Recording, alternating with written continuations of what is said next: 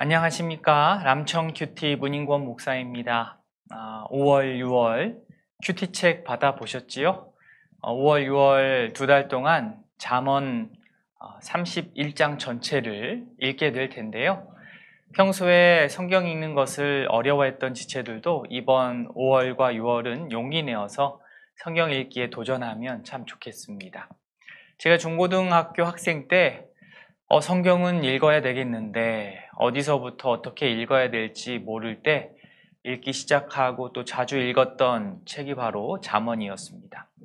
물론 읽기 쉽다고 해서 잘 이해한 것은 아니었지만 성경에 대한 배경 지식이 너무 없을 때 성경 읽기를 포기하지 않도록 해준 책이 바로 잠언이었습니다. 게다가 잠언은 31장으로 되어 있어서 이 달력 같은 느낌을 주기 때문에 오늘 날짜에 맞춰서 그 장을 읽는 방식도 따라봤습니다. 이런 방법이든 저런 방법이든 말씀에 대한 거부감이나 두려움이 좀 사라지고 말씀이 친근하게 우리 청년들의 삶 가까이 다가올 수 있기를 바랍니다. 잠언의 이 사전적인 정의는 가르쳐서 훈계하는 말입니다. 항상 명심하고 지켜야 할 지혜로운 말씀입니다. 영어 성경에서 잠언을 Proverbs라고 부릅니다. 영어 문장에서 Proverbs 이렇게 나오면 독해할 때 속담이라고 풀이를 합니다. 경구라고도 하죠. 진리나 삶에 대한 느낌과 사상을 간결하고 날카롭게 표현한 그런 말입니다. 잠언의 한자는 이렇습니다. 보시는 바와 같습니다. 잠자가 혹시 어떤 잠자인지 혹시 아십니까? 저도 자세하게 찾아보니까 바늘잠으로 나옵니다. 이 머리를 보시면 대나무 죽이지 않습니까? 그리고 그 밑은 모두함입니다.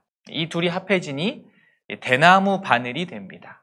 떨어진 옷을 깁거나 꿰맬 때 사용하는 대나무 바늘.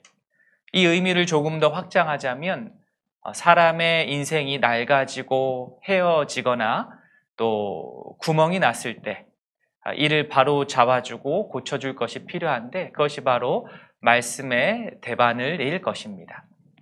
잠이라는 말에는 경계하다, 훈계하다는 의미가 있습니다. 그러면 히브리어에서는 어떨까요? 마샬이라는 단어인데 딱 한 가지 뜻만 가지고 있지는 않지만 풍유, 교훈, 계시, 슬기로운 가르침 등의 뜻으로 사용이 됩니다.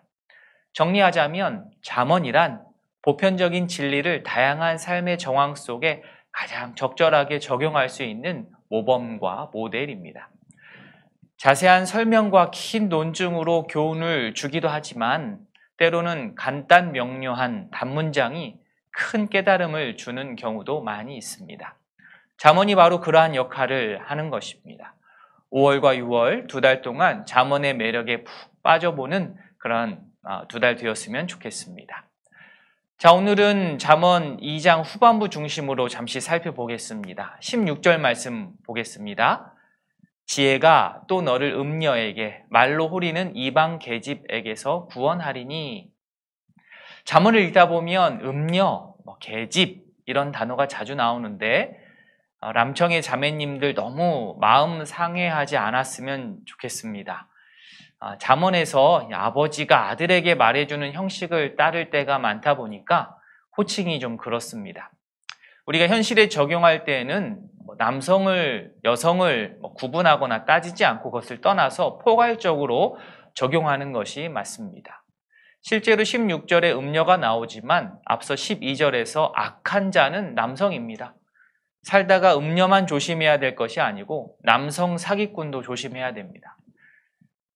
지혜가 마치 사람처럼 묘사됩니다. 지혜가 구원한다. 여기서 지혜는 지혜 자체일 수도 있고 지혜를 가르치는 교사 혹은 아버지를 뜻할 수도 있습니다.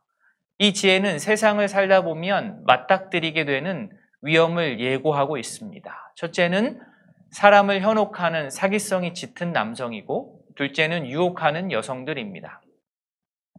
내가 원하든 원하지 않든 이런 사람들은 존재하고 또 만나게 되고 또 내 인생에 직접 간접적으로 영향을 미치게 됩니다. 이 상황에서 필요한 것이 지혜입니다.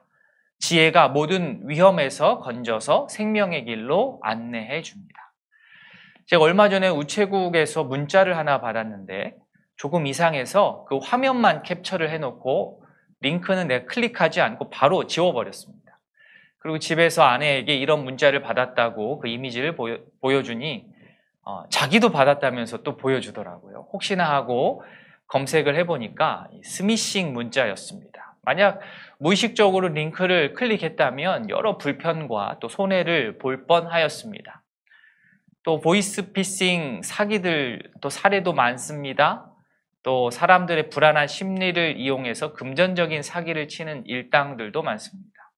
이때 필요한 것이 바로 지혜입니다. 16절에서 음료의 특징으로 꼽은 것이 말로 홀리는 것이었는데 정신 차리지 않으면 이렇게 홀립니다. 홀리다 보면 어디로 가느냐? 19절.